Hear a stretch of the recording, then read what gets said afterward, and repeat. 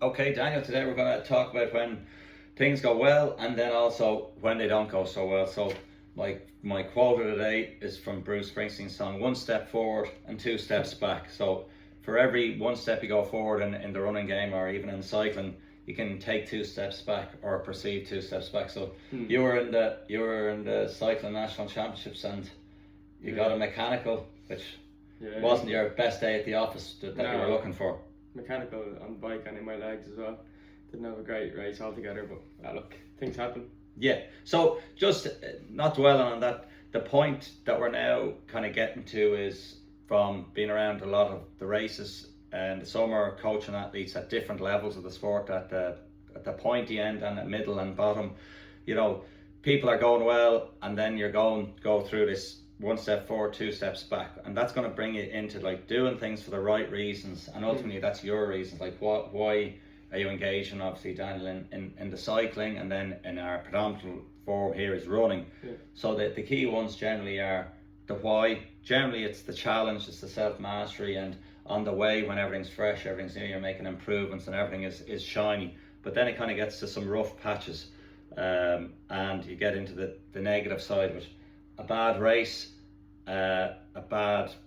essentially perhaps a bad attitude, just a bad mentality. So it leads into obsession and self-destruction. When things aren't going well, you can overanalyze, you can push too hard, and you lose the core of why you do things. So that, I think, is like, as we were talking earlier, it's like to reset Daniel. It's like why are people running, and it's same with you, transitioning, becoming more motivated and interested in cycling.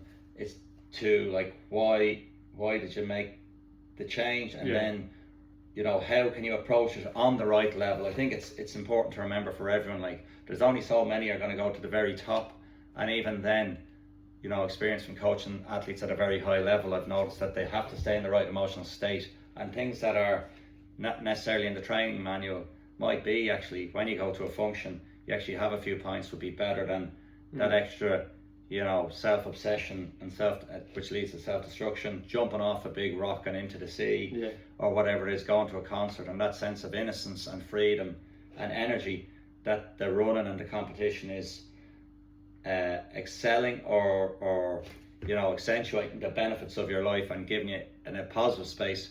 Whereas then sport, as we're saying, is not all sunshine and rainbows, and it can actually become a negative in that it can be self-destructive. The self-obsession and the self-introspection becomes too high, and there can be a very high cost for that.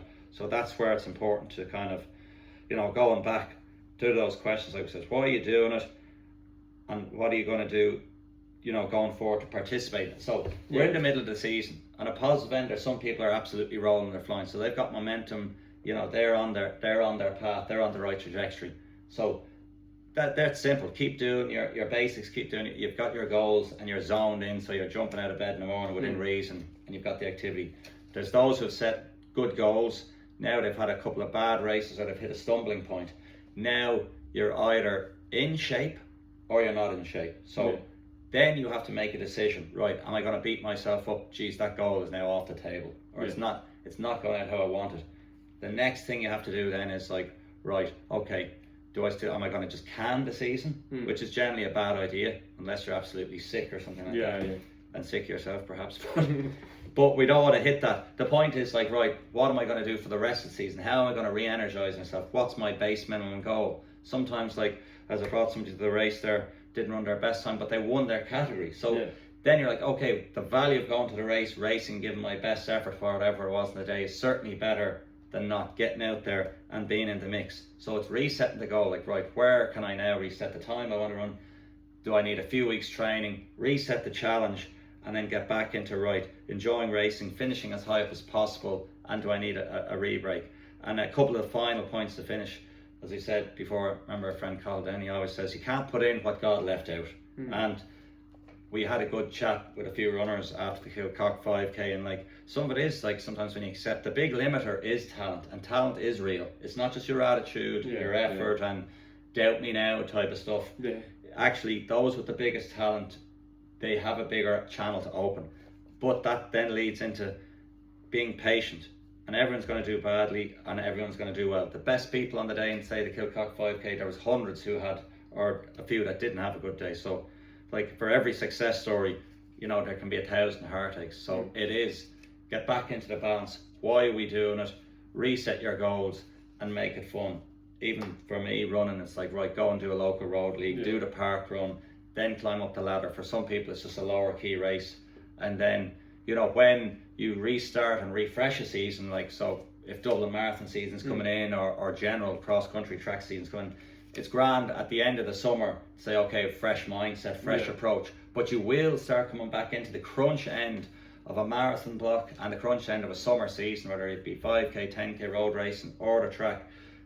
It's important, right? How do I keep my head when I become under pressure, when things aren't going like I want them to be, and just some kind of routine or momentum set away? Sometimes you need that point. Sometimes you need to jump off that cliff, go to that concert, or maybe just go on a retreat or go for a quiet walk in the woods. It's just a game of golf. Exactly. How do you switch off? How do you come back, reset, and then boom, let's go again.